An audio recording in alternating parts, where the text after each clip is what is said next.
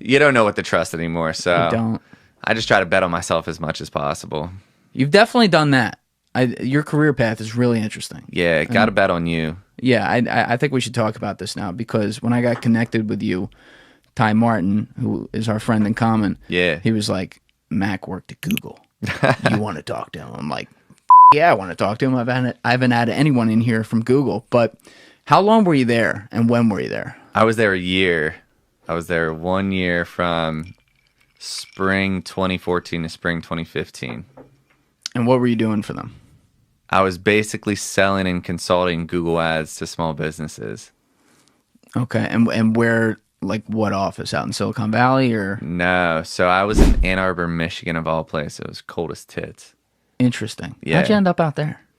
So I like to tell the story about how I got the job because a lot of people are interested in that. But the reason I was out there is because when they offer you the job or they're like, you know, hey, I don't know if it was like, hey, here's the job offer. No, it's like the final round. And it's like pick which location you'd prefer to work at. And it gives you like their headquarters in Mountain View, or it gave me the satellite office in Michigan. I was like, everybody's going to pick Mountain View. I'm going to take the less selected route. You went for the cold office. Yeah, I was like, nobody's going to want this one. So like a better chance of me getting hired. You're just a good contrarian. That's interesting. Right. And so that's how I ended up there. My first time in Ann Arbor, I went out there for the interview of like, I don't know, January 2014. It was negative 18 degrees, bro. Holy brutal. There was a foot of snow on the ground. I was like, bad choice. Should have chosen Mountain View.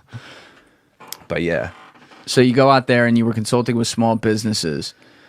Now, what is that like? What does that consist of?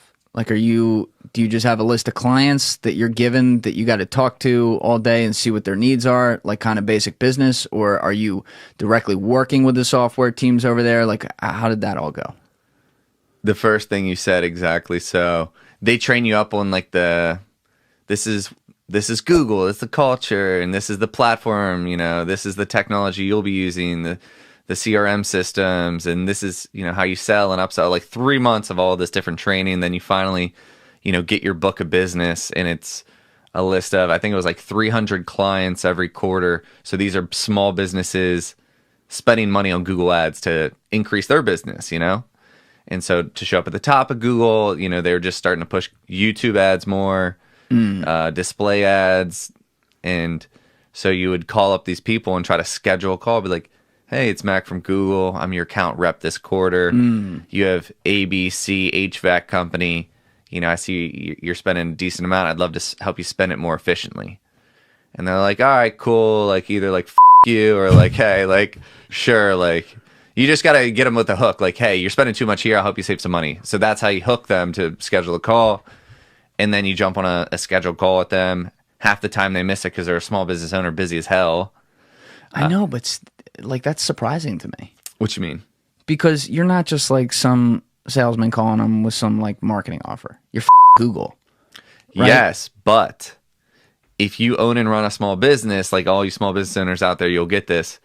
You get about 3 calls a week from Google. So other people are called. Oh wait, so it's like spammers, telemarketers, like people trying to sell you my type of services now, like people who say they're with Google but they're not. The easiest way to call them out is to be like, all right, what's your email? And you'd be like, I want to send you an email just to check out my website. I want to send you my website. What's your email? And if it's not at google.com, like don't with them, you know? I mean, I get 12 of them a day, 15, 20 of them. It's crazy. Why do you get them? Where are these coming from? I don't know. They're from random numbers, like on the phone. It'll be like 403-974. Like all these weird area codes I've never heard of. Will just call my phone, and it's usually a machine or somebody in another country or like someone saying the IRS is coming after me. And I'm just like, how do you even tell when you're getting a real call? Bro, I remember. Well, first off, the ones that I hate the most are like just people say like, oh, like, are you moving offices soon? Or like, hey, we're from Yelp, or like, hey, we're from Google. But I remember my second year into business when things were starting to take off for my phone shop. So I own Momentum digital marketing firm.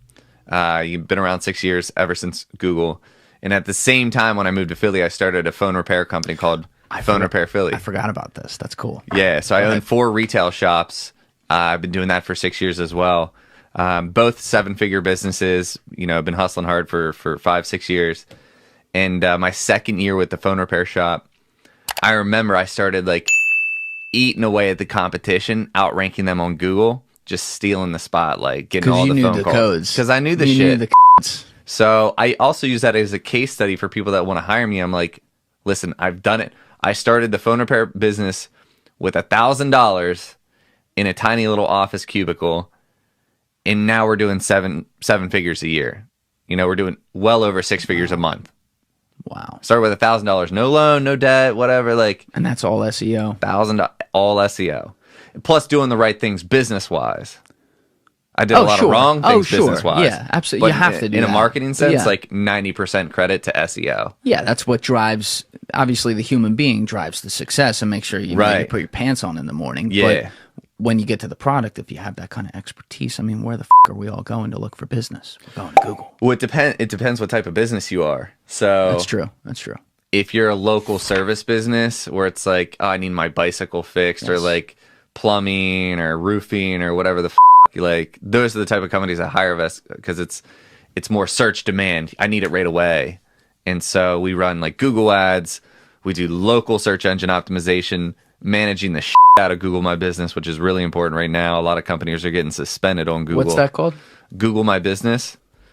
So you take your name, address, and phone number. So if you just like search like Google My Business, it's basically like, you know, I could have like a Yelp account.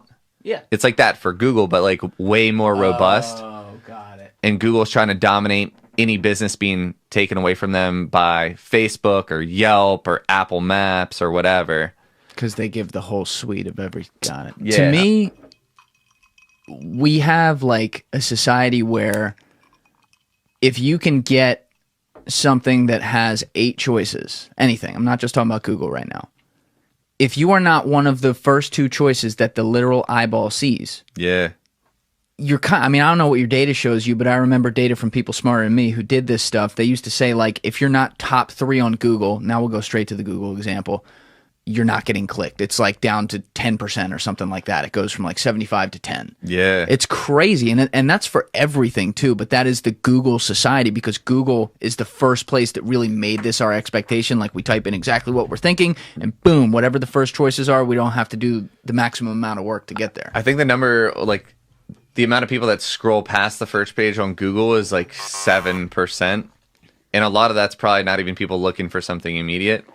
And then for the top 3 in the Google Maps, it's like 91%. So it's like, yeah, you got to be in that top 3. Yeah. And you got to be on the first page. Google Maps, I'm definitely in that 91 number. I click one of the first ones. Same. Google search, I go to page 12, page 15. I'm all over. But most people don't. No. They're like, you went to page 12? I'm like, yeah, that's where I get some information. Well, it's the whole reason why people were buying Google ads and why I was selling Google ads and consulting at Google, is to get them to spend more money on ads instead of them learning how to figure this out. Yeah, because then you can automatically put them at the top of the page based on demographics of who's searching. They can figure it out or hire someone that helps them to figure it out instead of Google making $100 billion on it. You know, that's savage. You were starting the agency on the side yourself, where you would then, if I heard that correctly, you would go to clients who would be clients of Google and say, hey, I know you're buying those ads. You're going to stop that. I'm going to help you with SEO. You're going to stop that. Did you get a lawsuit over this? So it's like a tricky situation in how it went down. There's like a 3-strike policy, as there should be anywhere, like any companies. And so right off the bat, I just didn't fit the mold of Google. You know, What's the mold of Google? Someone that's there to climb the ranks, you know, follow the rules, be super googly, you know. Oh, is that a thing? That's a thing. Googly. It's someone who's, I don't know, they're overachieving, optimistic, fun, bubbly, you know, all these different things. So is there a part about don't be evil in there? Yeah, but Google, like, I don't know if they've since changed that motto. But I think I was concerned with them right off the bat because I'd have like a very entrepreneurial past. And that's why I got turned down from some other corporate jobs I was applying to, is because I had this history of staying at jobs at a very short amount of time and also starting my own thing. And so I remember I, got to final round interviews with BNY Mellon, like KPMG, like some of these bigger companies I was applying for. I'm like, why the am I not getting these jobs? I was like, I know how to talk to these people. I know how to kill the interview. I have the resume. I've got the extracurriculars. And there would be a little red flag in there. And it was typically that. Wait, how far out of college were you when you took the job with Google? I was right out of college, just graduated. So, wait, how did you have a red flag then? Maybe I missed that. How did you have a red flag on switching places a bunch from like when you were a kid? Just like short jobs I had for like a couple months at a time. So they would judge off that though? That's kind of nuts. Yeah.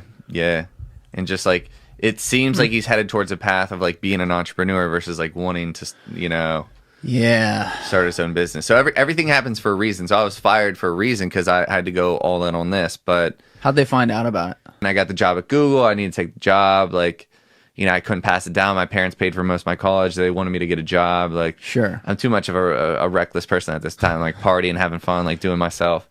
And so I take the job at Google, go out to Michigan. So I'm still at Google. I'm fixing devices. This is when I really get deep into like, maybe I should start this agency. So I get a call where this guy wants to drop off his iPad at lunch, and I tell him the location of the building. So he drops off his iPad, and he's like, "Oh, isn't Google here?" And I was like, "Yeah, I work for Google." And he's like, "Get out of here. I run like a financial firm right around the corner." And I was like, "Cool, what is it?" And we're just like talking, catching up. I fix it, and then he wants to ask more about Google. He's like, "My website's really not ranking at the top. I can't find it anywhere on Google." And I was like, well, I could probably help you with that. They got you on the company security camera, picking up the mics and everything. Like, f this building. We're going to go out back, buddy. Like, you ain't got a wire on you, do you? And he's like Mike Reed, shout out, bro. Exchange Capital Group. I don't even know if I can shout you out like that, but we just did. And so he's like, how much does something like that cost? And I was like, let me get back to you on that. No clue. And so I go home, I do a little research, I'm trying to figure it out. And I was like, it's going to take 3 months and it's going to cost $5,000. He's like, done. And I was like, oh, nice. You should have said 10. I should have said 10. You should have said 20. I should have said 20. Yeah. And so what happens is like when you promise to do something, you're going to get paid for it. Like you got one of two options. You're going to figure it the out and learn it in depth, or you're just going to bamboozle somebody and take their money. Yeah. Or they're not going to pay you. That too. And if so you got to bamboozle them, they shouldn't. Literally like, and I've never wanted to do any sort of bad business. Like if I promise something, I'm going to do everything I can to make it happen. And so it just so happens like a couple weeks later, I got fired. Maybe they did hear the conversation. Who knows? So they didn't say anything. They just fired you. It wasn't about that conversation. It was when I got recorded on a call. They're like, hey, we have this call recording. They played it back in front of me in HR. No. And they're like, is this you? And I was like, yeah, that's Is this me. you? It's got your phone number on it, Right. all the data, your voice on there. You're talking about, is this you? Yeah. Was that the phone repair business, or was that just like the personal agency business? It was me pitching somebody to redo their website. So I like called out his website and told him to go with me, and got recorded. He said something, called the policy team. They saved the recording, gets brought up, and it was like me soliciting business. My God. Yeah. So is that like the security team's here to escort you out of the building, or? We're going to have to talk about this, and yeah, we're gonna bring you back in on Friday. And then you never come back in. I came back in Friday and was you did come back? I came back in. I came in every day, like just sweating bullets in there.